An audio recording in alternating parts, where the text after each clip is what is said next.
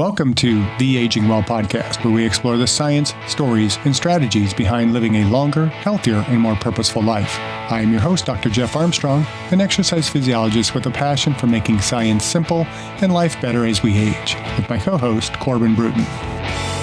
In this episode, we're confronting a myth most of us grew up with, that physical education prepares us to live healthier lives. The truth? PE, as it's traditionally taught, often conditions us to perform, not to care for ourselves, and that can leave lasting scars on how we move, relate to our bodies, and age well. If we want people to move well at 70, we need to stop shaming them at 7. The way we introduce kids to movement, exercise, and physical health profoundly shapes their future relationships with their body, either as something to care for or something to conquer or avoid. The Aging Well podcast encourages informed decision-making and always consult your physician and scientific literature when making decisions about your health. Dr. Armstrong, let's start personal. What do you remember about PE growing up? And more broadly, what is the typical experience for most kids? I know I'm old, at 62, but I still can remember back to my high school and middle school and elementary school days. So I think my experience with PE probably is not the norm. I actually feel like I had really good PE teachers growing up through the years. To some extent, some of it was a little bit more traditional. It may be a little bit different for me because I was, on one hand, a little bit more athletic, but also on the other hand, I was a little less athletic than some. I mean, being a long, lanky kid, doing some of the stuff like rope climbs and pull-ups and things like that were not that was not my forte as a child.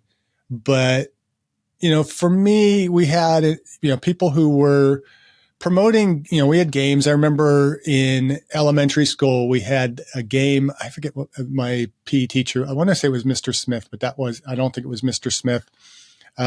We had a PE teacher that came up with this game and called it cohost speedball. My school district was Keystone Oaks, and speedball was you had to pass a football around and then throw it in through the basketball hoop.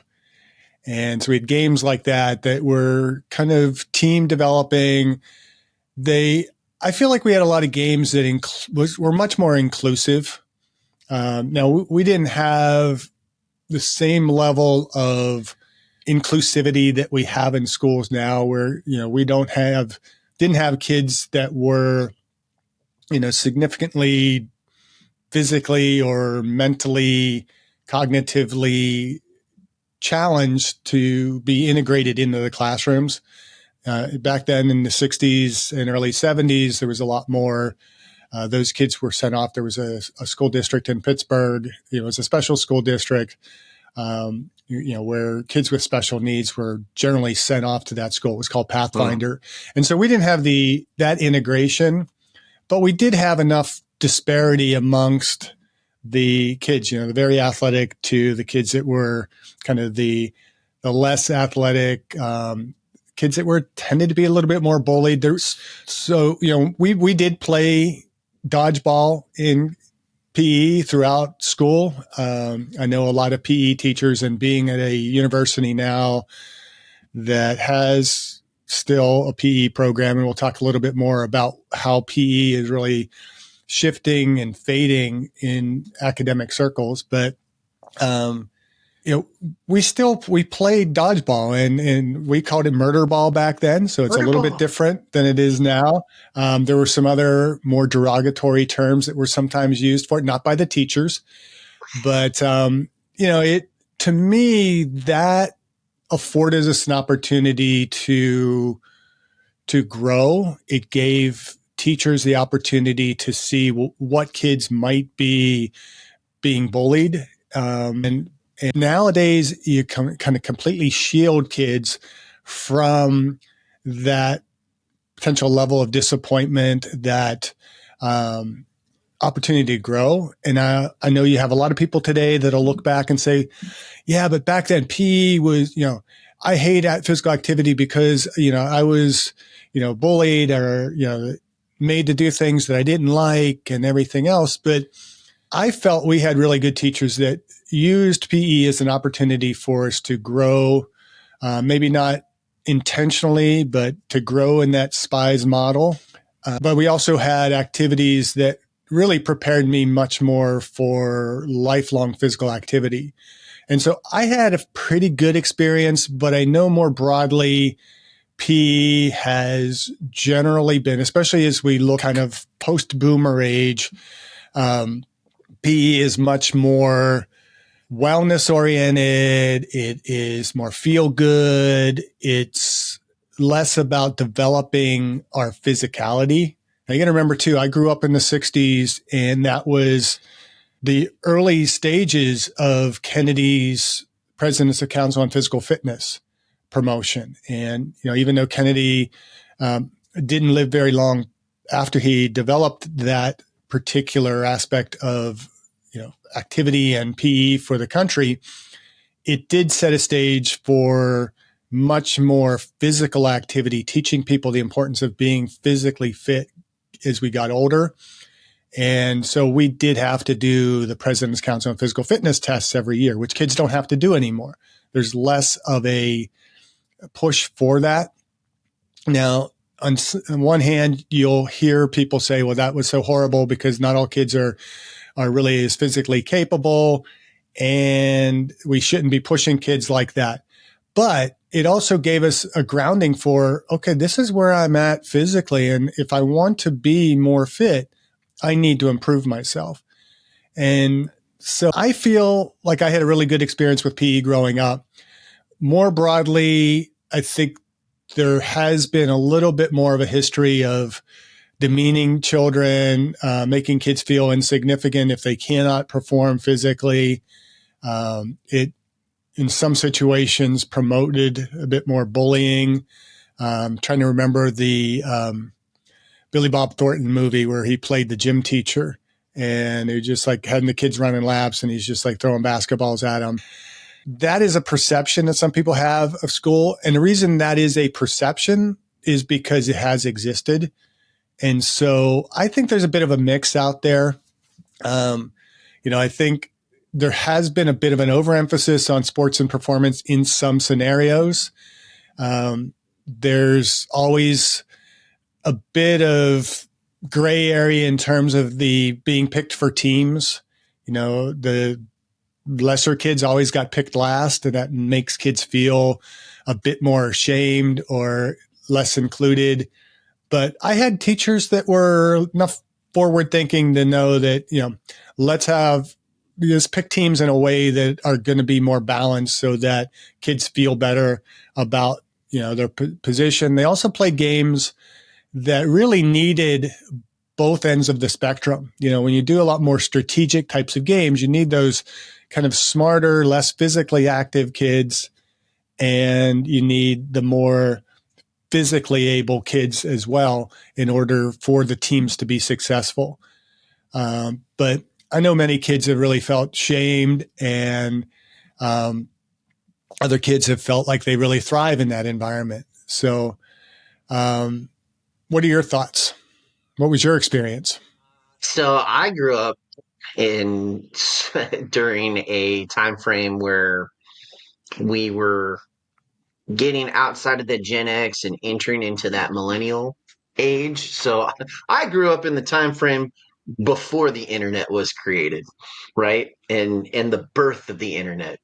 So we had a lot of similar outlays that you were discussing as far as like the rope climb. I remember being in elementary school, the very first time seeing someone climb the rope. One kid went up there, went all the way to the top. Next kid went up there, went all the way to the top. And I was like, oh, well, it's clearly easy. Everyone's doing it.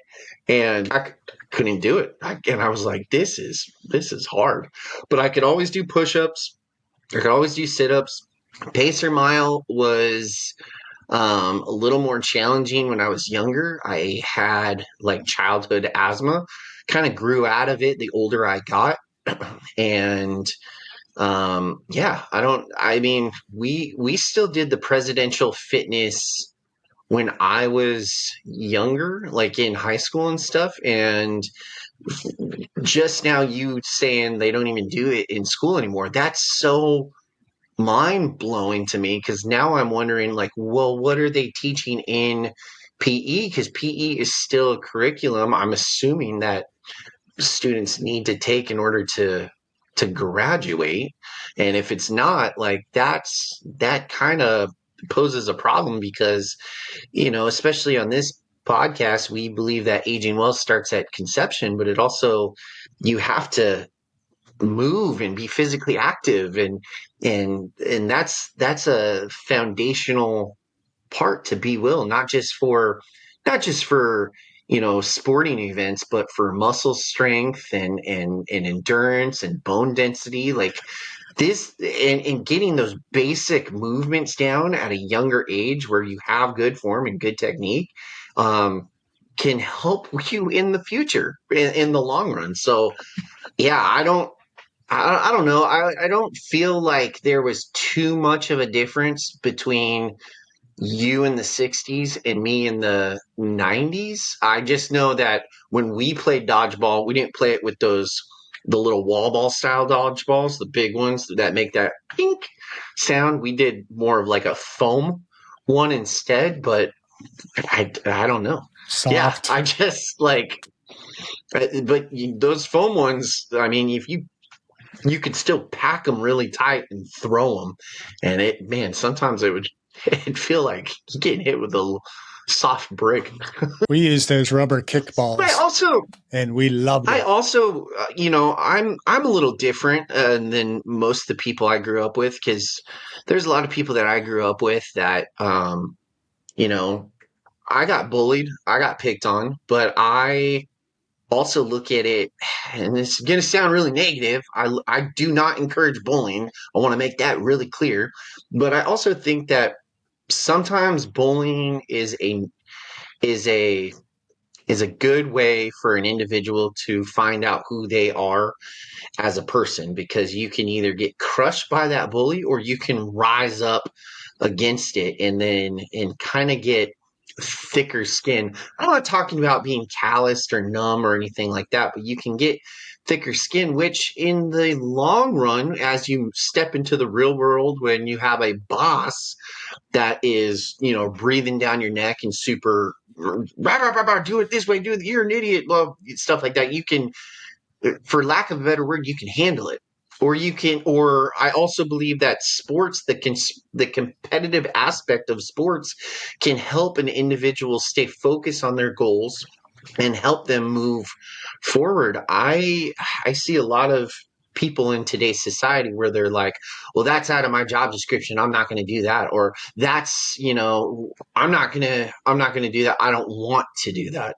And it's like, none of us want to do anything.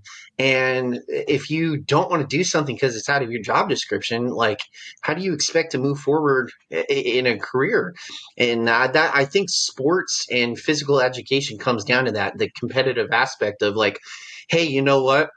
I am in this moment in time, I'm not strong enough to do 10 push-ups in a row, but I'm going to keep working on push-ups, not just every time I have to take this test. I'm going to keep working, and then I'm not just going to hit 10. I'm going to hit 25, and I'm going to, next year, next 6 months, when we redo this test, I'm going to blow this test out of the water. And it starts with what we learn on a sporting event or in a PE classroom, but it's not just the physical nature. It transitions into a mental aspect when we step forth into the real world, and that's just my opinion. So, Well, that's the difference between, simply just fitness exposure versus formation, and taking a much more holistic, true wellness approach to physical education. If you're enjoying the Aging Well podcast, be sure to like, subscribe, or follow on your favorite platform so you will never miss an episode. And if you find our conversations helpful, please share the podcast with a friend, because aging is something we're all doing and we're better at doing it together.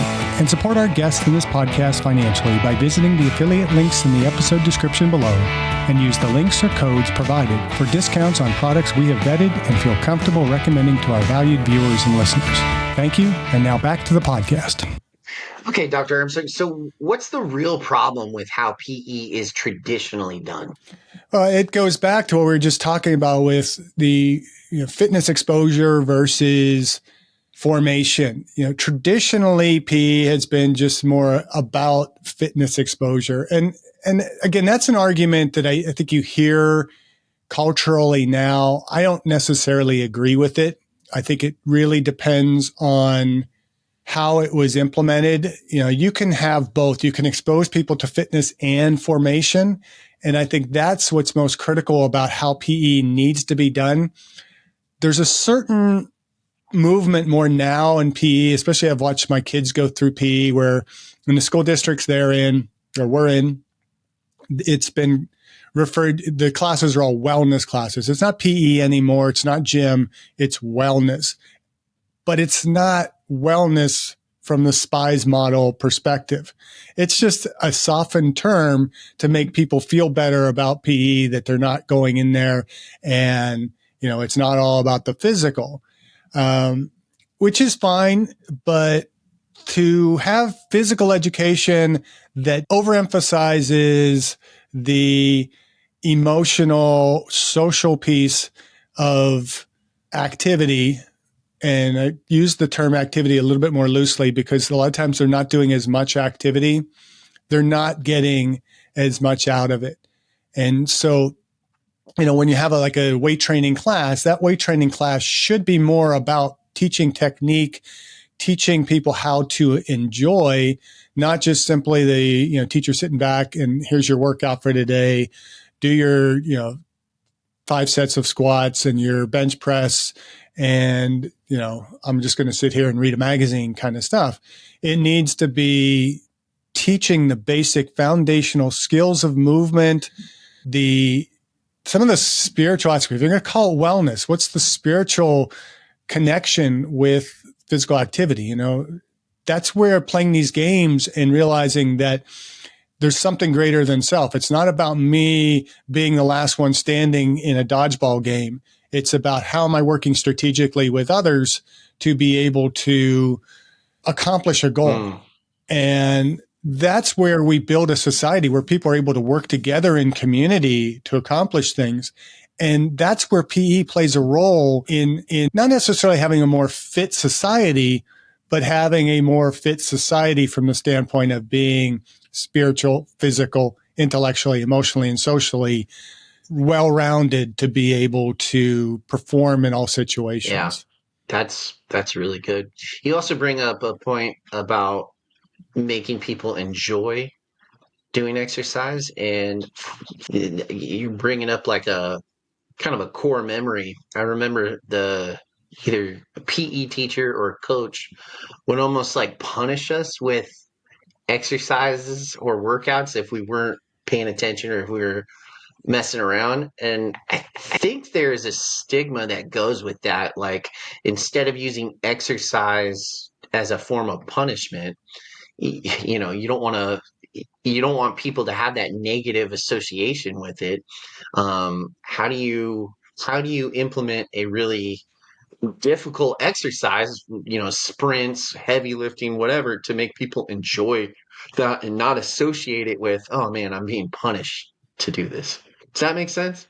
Yeah. And it's how it's implemented. I mean, if you make individuals do sprints or push-ups or any of that kind of stuff because they didn't pay attention, now it's punishment, as opposed to being more formational. It's like, okay, we are doing sprints because there are 3 energy systems. There's the ATP PC system, there's the glycolytic energy system, and there's the oxidative energy system. And we need to be well-rounded and develop in all of those. And this is how these energy systems function.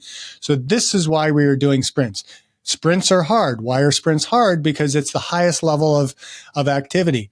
So yeah, we're going to push you. It's going to be hard, but you know what? You're going to get stronger in these areas by doing these things. Now it becomes formational. They're doing the fitness things. And even the least fit individual in the class that struggles to run around the track or run those line sprints, that person that comes in last, maybe, over time, they're seeing themselves being a little bit closer to the rest of the pack. And that should be encouraged and rewarded.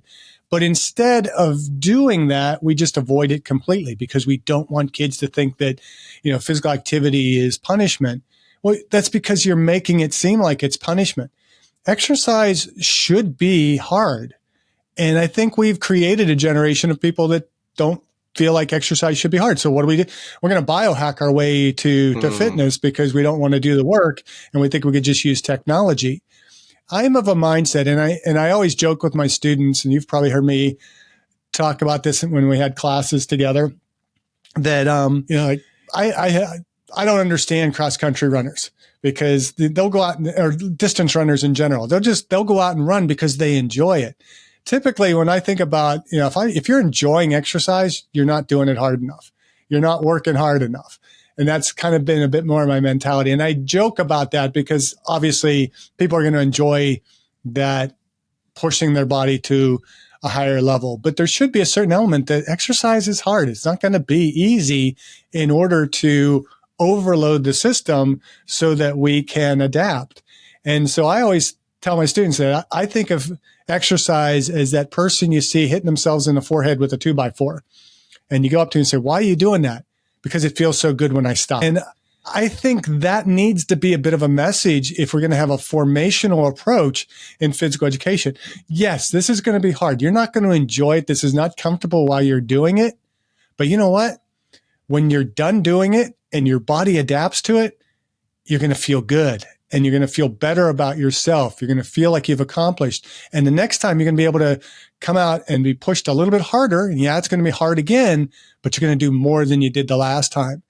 And that applies to everybody, whether you're an athlete, non-athlete.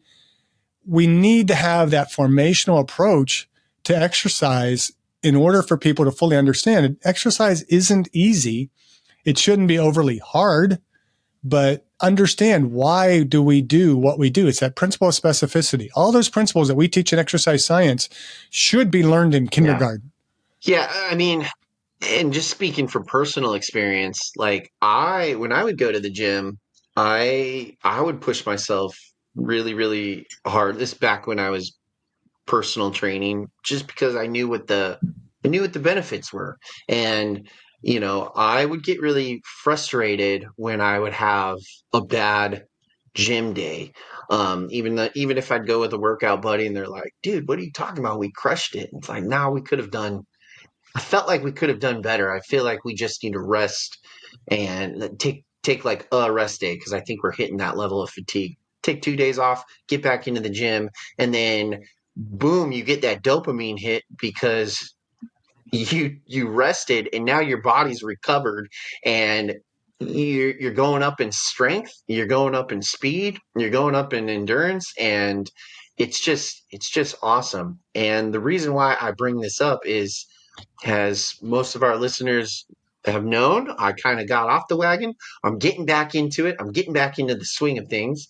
And I feel like I'm comparing myself to where I used to be to instead of where I'm at now, because I know that I can do better, but at the moment I'm having certain limitations, and it's frustrating. But I know if I just keep at it and I stay with it, I'm gonna start seeing the results, and the strength increase is gonna start coming back. It's just I just want that instant gratification, but it doesn't work like that. And unfortunately, I don't have anyone else to blame except for myself. But my recommendation is don't ever get off the bandwagon. Like, don't get off the wagon of fitness and self-discipline. Like, stay on top of it because it is not an easy journey to get back on track, which I think would be a good time to bring up.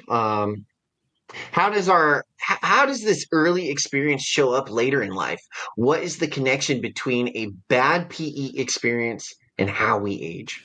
Well, I think that the connection is kind of just what you just talked about. If we have a good experience and we know that we can accomplish things by being physically active, and we do fall away from that, so life is invariably going to lead us to a period where we are going to get out of shape. You have kids, it's going to be a lot harder to get to the gym, or your work situation changes. Very few people actually have that consistent, constant, and I would say nobody has that consistent, constant exercise program where they're steadily progressing without any interruption to their peak performance. Athletes, they have injuries. Individuals have job changes. You have kids that interrupt with your time schedule.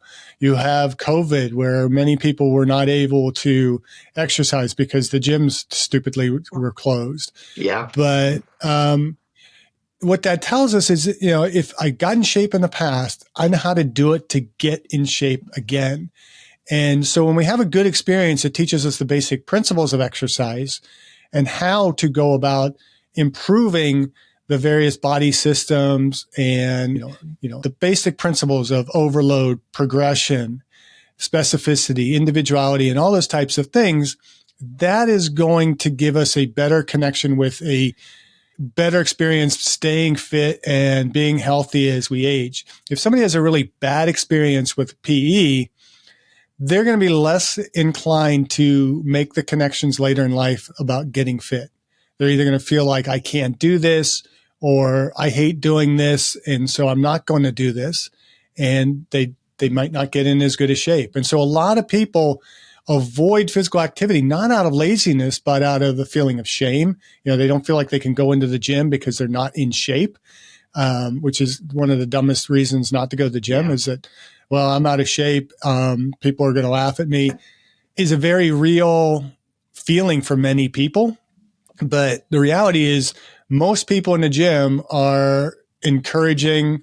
There's a few a-holes out there. I mean, all you have to do is, what's his name? Swole, the guy on YouTube that does all the videos where people, basically shame people in their videos and post them online. And he goes, always talks about we could be better than that. If we have a gym culture where people are welcoming and encouraging and supportive, then that can overrun many of those negative feelings that people have toward exercise. But when we avoid movement because we are shamed or we don't feel competent or capable of doing it, that becomes chronic. You're going to start to lose strength. You lose your mobility. You lose your balance. You lose your energy. You lose that drive. It becomes increasingly harder to get back into it. And so the idea is really to get people moving as much as possible. If it becomes a source of anxiety for people rather than well-being, people aren't going to be as active, and we're going to have an unhealthy society, and it's going to be harder and harder to get people back into shape and back into the gyms. Some people are actually, they're disciplined, and so that disciplinedness will keep them going and keep them moving forward. And then some people, they're motivated, and they have to be motivated. They have to continuously be motivated. So, they have to see results in some way, shape, or form. And I think it would be really cool with our digital technology that we have. A lot of people utilize the Fitbit or some fitness advisor. Are there any devices that you would recommend that are out there to have a good fitness advisor?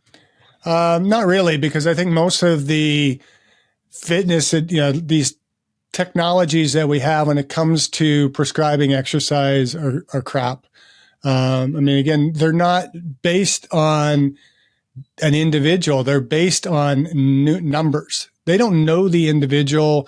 They don't know the circumstances. Now, there are people who can benefit from those, and I'm not totally poo-pooing them, but your best motivator, your best coach is going to be somebody, a physical being who is informed of exercise, somebody with an exercise science background, who has experience themselves.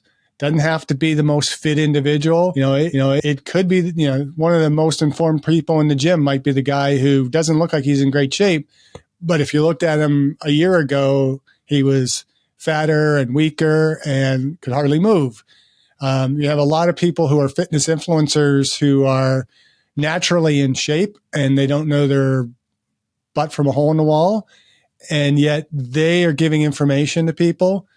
Same thing going for a lot of these apps. A lot of the apps are just trackers for information.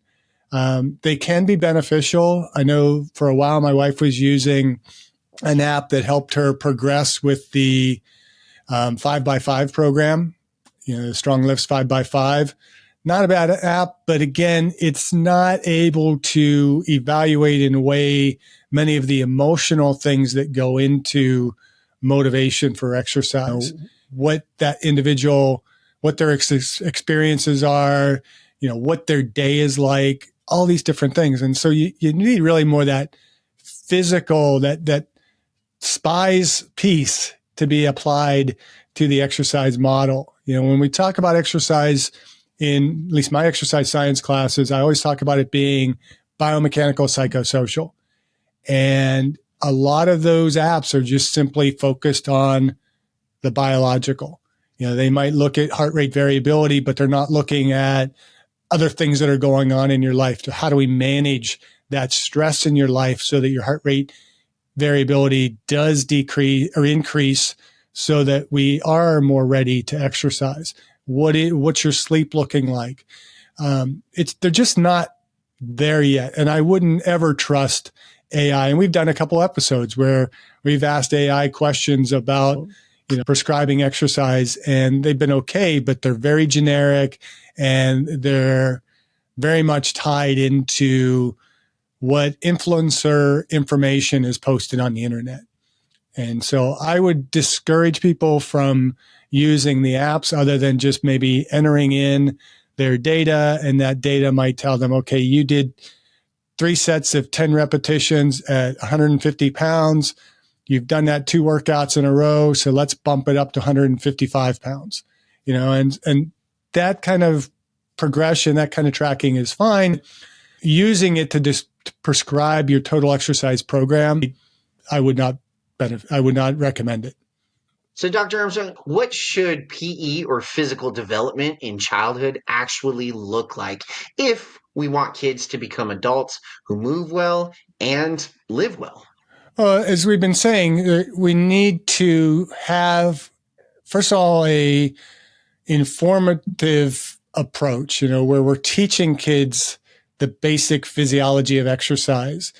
Kids don't have to be an expert on the energy systems and mitochondria and how they work and glycolysis and all that. But the more we can educate them on the more systemic approach, looking at cardiovascular, muscle strength, muscle endurance, what's the difference between muscle strength, muscle endurance, looking at how do we and why do we want to maintain or improve our flexibility? How do we improve flexibility? Why is body composition important? How do we go about managing our body composition? And it's not just about weight on the scale. It's about how much body fat do we have relative to how much muscle mass we have? Why is it important that we maintain muscle mass as we age? Those are all very important. We want to have a good understanding of the variety of movement types. Not everybody is going to want to do the same thing. And so exposure in physical education should be as broad as possible so that when we talk about cardiovascular exercise, it's not just simply running around the track. What other activities can you do that you like to do with enough infliction of pain to be able to promote adaptation?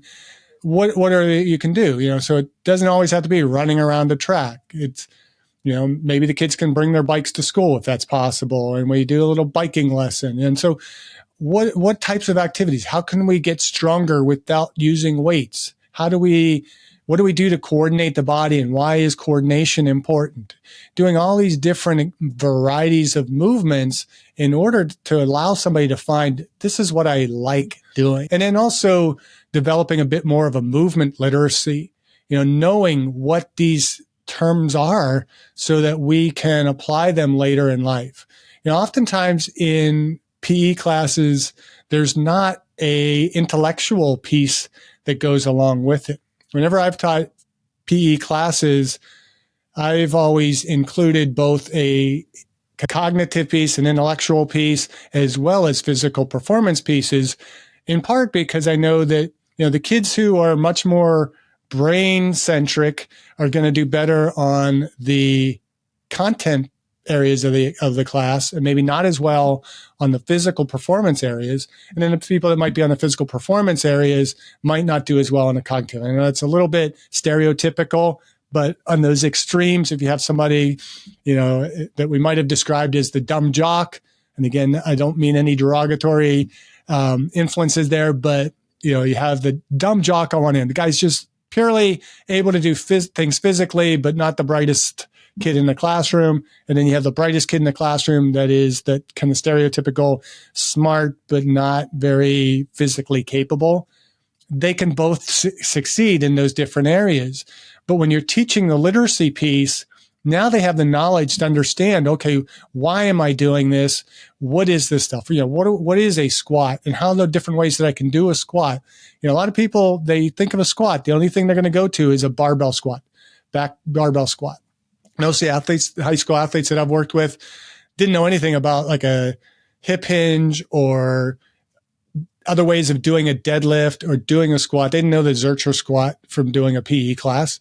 The basic PE class, you're doing a barbell squat in the back, and then you're doing your, barbell deadlift, which, isn't the best thing necessarily for athletes. When we talk about balance, in some situations, it's more that standing on a Bosu ball kind of balance, rather than looking at the more holistic approach to balance. They're not looking at breathing methods and things like that. And they should be exposed to as many activities as possible that are non-competitive and non-competitive from the standpoint of competing with other people. I think there should be a level of competition within the self. One thing I always loved about being a wrestler in the sport of wrestling, particularly how wrestling was done when I was in school, and I think it still is done this way a bit more in Pennsylvania, where, you had high school teams that competed in regular dual meets. So I think we had like 2 duels every week through much of the season. We probably did as many as 21 different duels. Whereas in Oregon, for my son's experience, it was a lot of tournaments, and it was a lot of, when they did do dual meets, it was all in one day, and it was kind of this competition. You ran through 12 matches or 14 matches now, with the individuals on your team, and then you move on to competing against the next team. But we kept track of those duels. And so you had what I would describe as 3 levels of competition. You had the individual versus the individual. So you're wrestling. I wrestled in high school in the 185 pound weight class. I'm wrestling against other kids that were 185 pounds. Every match, unless I had a forfeit, was wrestling against one individual. So that was my individual competition, but my points applied to the team.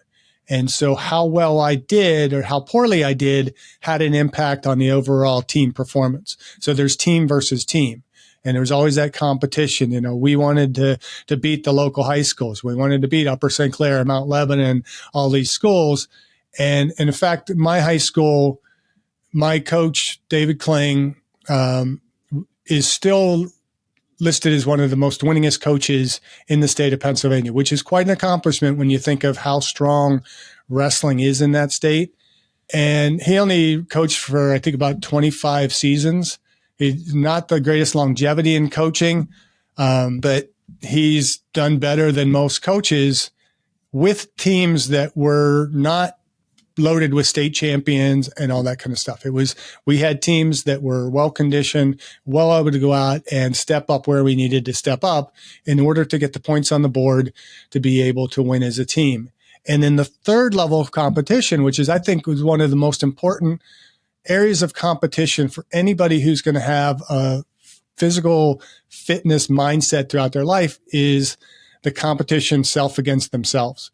So in wrestling, you have to maintain your body weight. You have to cut weight to get down to the particular weight to be able to perform. You're weighed in every time. And if I don't make weight, then I've already defeated myself. And so I don't get to compete. But, it's that individualized competition that I think can be very, very important, that enables somebody to, later in life, step up and say, okay, I need to get in better shape. I need to change my behavior in order to be more successful in my job, more successful in my marriage, in my family life, and so on. And so the more earlier we can connect the movement with our more emotional regulation, the better we're going to be in the long run. And so, if I don't perform well, and we had Jim Harshaw Jr. on the podcast, I think it was still season 1, maybe season 2. But his whole thing when he started his first podcast was success through failure. And he's a former wrestler, really great individual to talk to about the role of failure in our successes. We are not successful if we don't fail, because nobody in their life is ever going to step up to the plate and hit a home run every time they're swinging. I'm switching sports analogies there a little bit. Same thing with wrestling. Very few people have gone out and won all their matches. I don't even think Dan Gable won all his matches initially, but once he got to college, I mean, even him, he lost one match, which is, one of the most pivotal moments in wrestling history was when Dan Gable lost his in his senior year of college wrestling. It teaches us to learn from the failure and to make changes in our approaches so that we get better. And that's where sports performance can be very beneficial for kids growing up. But even the kids that are not the most athletic, they're still learning some of that self-regulation, learning how they feel when they do something that's hard. And, I feel better when I go for a run or when I go for a walk. I feel better after that activity because I've stimulated my body systems. And so physical education needs to really help give individuals the space to discover the types of movement that they really like and to find the things that they can persist in doing, not just through school, but through college, through family life, through into retirement, into their 60s, 70s, 80s, 90s, and hopefully beyond. And so the emphasis needs to be a lot more on finding joy in activity, trusting in your body to be able to do things that are hard, and then having a bit more body literacy so that we can do the basic functional movements. So it's going to be less about testing fitness and more about just kind of learning how to move. Yeah. Yeah, I like what you said about learning to regulate the emotions as well. I really think that is an underrated benefit of performing physical activities or being involved in sports or physical education. Like, it truly is an underrated life skill set, because depending on what, I'm just using a sport analogy, depending on what sport you play or position you play, eventually you're going to have a surge of emotions. It could be, nervousness, anxiousness, it could be anger, it could be fear. It's going to get you out of that mindset to focus on the actual goal, which is winning the game. But if you can learn to say, okay, this is a sucky feeling I'm feeling internally, and then harness that stress to utilize it to play better, to go out better, that actually can be something that you can carry forward in your work life. And I love that you said that it can help with your marriage or your relationship with your family, because a lot of marriages, they're going to have disagreements. Your significant other is going to really get under your skin, but how do you control that emotion, and how do you have a mature conversation to where that person is actually listening to you? Because that's the goal. The goal is to get them to listen to you. The goal is to get them to remember that you and that individual are on a team, your team, whatever your last name is, and you're playing the game of life. And I think that all comes down to, what we learn when we're being taught either sports or PE or whatever physical competition that we're in. And I loved how you said that. And I really think it's such an underrated benefit of being involved in physical fitness at such a young age that we truly take for granted. So, yeah. And I want to backtrack 1 minute here. You said, that the goal is winning, and that shouldn't be the goal. I don't care what level of sport you're participating at. Yes, you want to win the Super Bowl if you're playing, in the NFL. That's the goal, but that's not the real goal. The goal really, and if we focus on this as a goal and are taught that this is the goal in sports, in physical activity, in life in general, and it's all about being the best you can be in the moment and trying to be better tomorrow. That's one of my mantras, but it's also it's very important philosophy when you look at sports. Again, back to the wrestling piece. In wrestling, they always say there's no such thing as losers in wrestling. There's only winners and learners. And it's that idea that failure, if a move doesn't work and you get taken down or, you get pinned, whatever can happen in wrestling, somebody ankle picks you and puts you on your back. You're not laying on your back like, oh, woe is me. I got taken down. You got to make the next decision. What am I going to do next? And so what do I have to do to get out of this negative situation? And I also learned that if I do this particular move, it doesn't work very well. So I got to try something different. And so when we look at sport, it should be as something that is growing us, and any individual that's ever competed, there is no such thing as the GOAT in any sport, because somebody is always going to come along better than somebody else.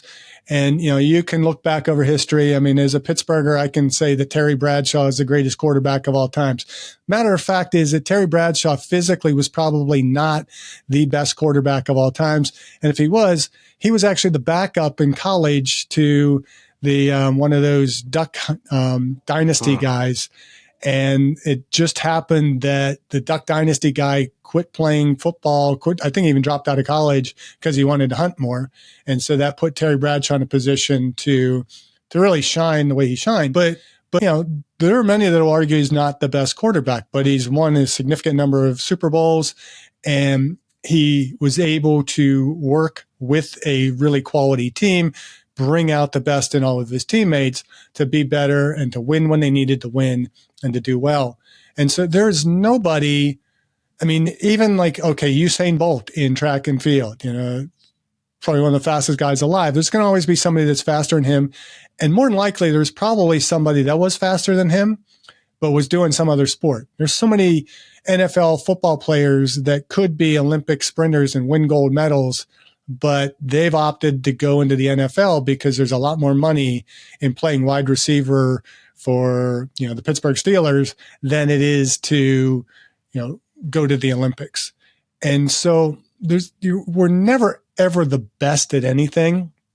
We might be the best in that moment, but when we're not the best in that moment, it's important that we understand that's not the time to quit. That's the time to reevaluate, train harder, do what we need to do in order to be better. And so there's so much that physical education can teach that isn't getting taught. And it's a frustration to me. In Western Oregon, we're in the final stages of our PE program. The last true PE faculty member just retired. The program should have been taken off the catalog, but we still have it in the catalog. So we have to now persist in it for a little bit longer. But we're having talk now. How are we going to manage this? And, it can be taught as a certification or credential that you can get through the education department. Great. Yeah, you get a credential in PE. That doesn't mean you can really teach PE. And, I try and stand my ground in terms of saying we really need to have more PE teachers that are full-on exercise science majors that are learning the basic physiological principles and less about, and I know this is not popular with most PE college professors, but we teach way too much, particularly Western has done it, where you take a class in team sports, you take a class in individual sports, you take a class in, racket sports. And it's like the basic physiological principles and the basic principles of teaching movement mechanics are not any different across all those. All you're doing is having kids repeat, okay, well, you're going to teach how to play kickball a little bit different than you're going to play soccer, than you're going to play football. It's really foundationally, we need to be focused on teaching kids to love movement, how to move, and what is necessary for them to get better at what they're doing. I'm off my soapbox there. Well, no, let's put you back on. So, Dr. Armstrong, now you've said this before, that we need to shift from a movement as punishment to a movement of formation. And what do you mean by that? I think we've been talking about that a bit, that, when we look at how movement is implemented oftentimes in sport in particular, but also in PE classes, where if your kids aren't behaving, they're made to run. And again, I brought up, I can't remember the name of that movie with Billy Bob Thornton, where he was the PE teacher. But, he's got these kids that are just running laps, and he's just like throwing balls at them. If they, kid uses his inhaler, he gets a ball thrown at him. They're getting punished for everything. Those kids are not going to find a passion for sport or physical activity.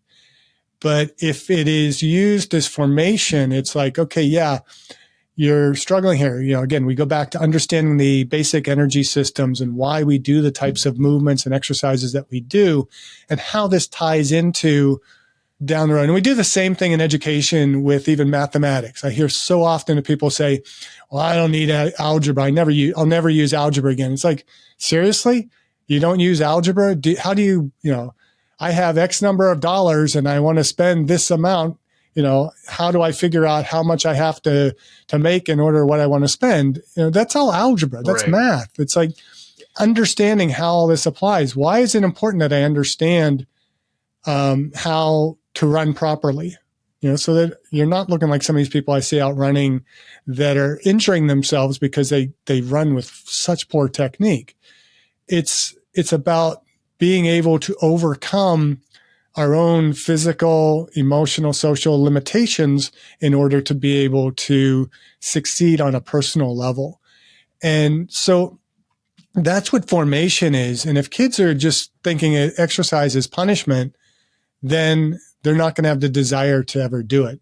And if they are made to do it, they're going to have these kind of almost this PTSD when it comes to physical activity, that, they try running. All they're going to think back to is, Mr. Smith's PE class when he made me run because I was, this or that. And so we need to shift from making people feel like they have to do these things to wanting to do it, but knowing the why they are doing it. And we talk often on this podcast about not only knowing the why for physical activity, but also know our why not. And part of that formation piece is why am I not doing this particular activity? Well, what are the obstacles? And how do I overcome those obstacles? How do I make it more enjoyable? And if it isn't enjoyable, and it never will be, what are the alternatives? Well, I think parents need to get involved as well. So, what can parents and teachers do differently right now in this moment? And what about adults who want to rewrite their own story with movement? Well, I think the first thing they need to do is rewrite their own story with movement. I mean, we know that our current society is very much out of shape.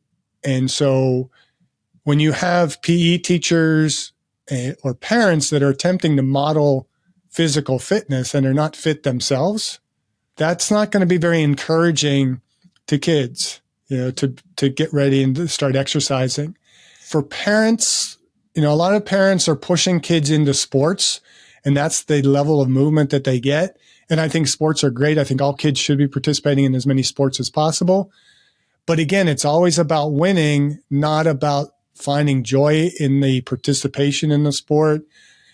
Parents should talk about doing things and what successes that kid has had. How are they improving? What are they doing that's making them better every time they go to a practice or every time they go through a PE class, or understanding that getting outside and playing and moving is about enjoyment, not about feeling guilt. And it's hard, for parents, because sometimes you want to correct behaviors and we think, you just got to do this. You got to just suck it up.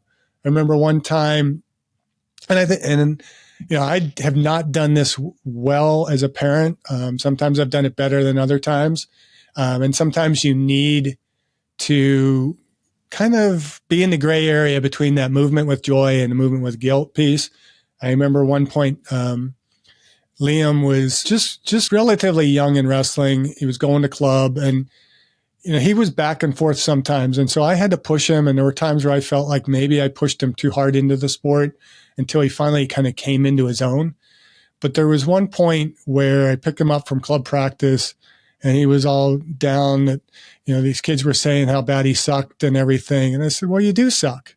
And he looks at me with these big eyes like, that's not what you're supposed to say as a parent. I said, but you don't have to suck.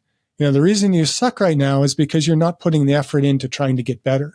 And I watch you in those practices and you're not trying hard enough. You're not putting in enough effort. And, if you try harder, you're going to suck less, and just put the effort in, you'll get better.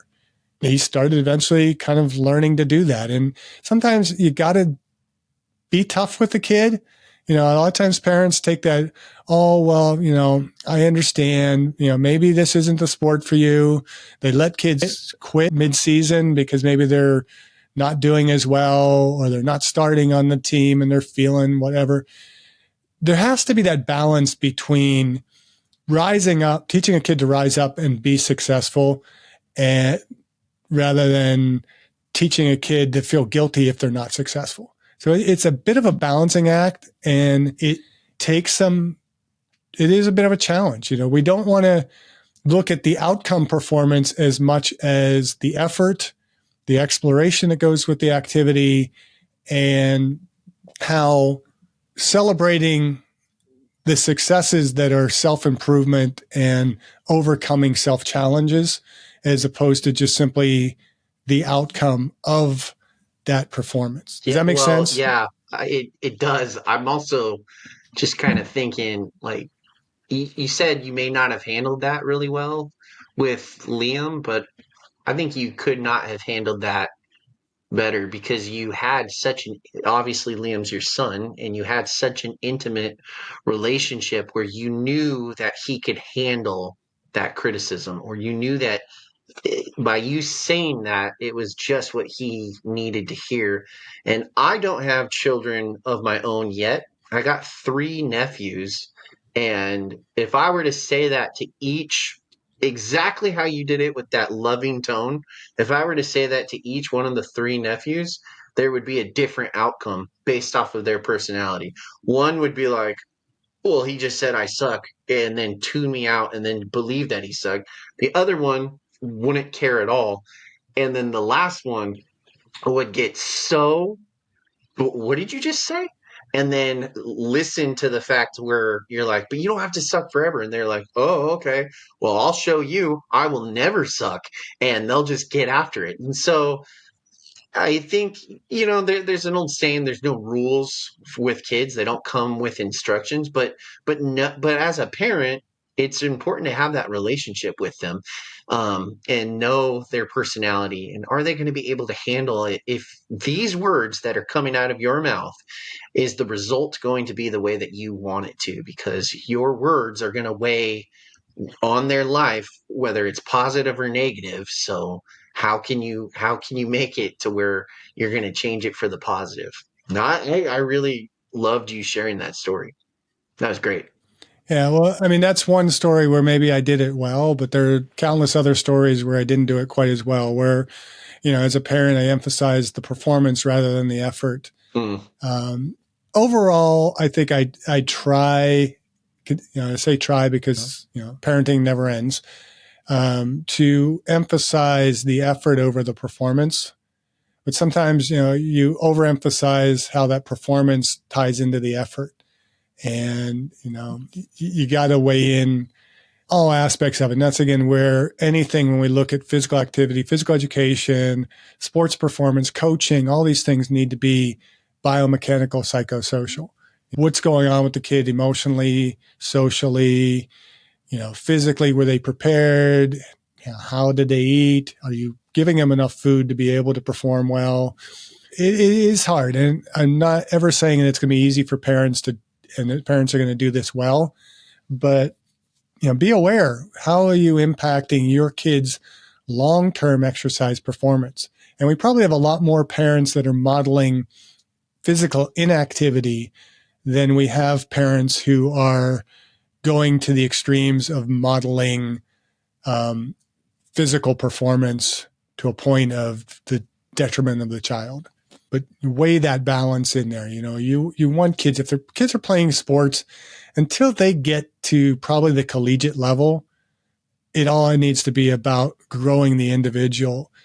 John Ehrman, I believe, is right. I'm trying to remember the title of his book. I got the opportunity to hear him speak when I was back in Michigan, and he is just phenomenal about coaching from a transformational rather than a transactional approach. And that's what PE needs to be. It needs to be transformative as opposed to transactional. Where we're not looking at the numbers that a kid is putting up, how many push-ups they've done or how many push-ups they didn't do, how fast they run the mile, how slow they run the mile. We're looking at, are they improving?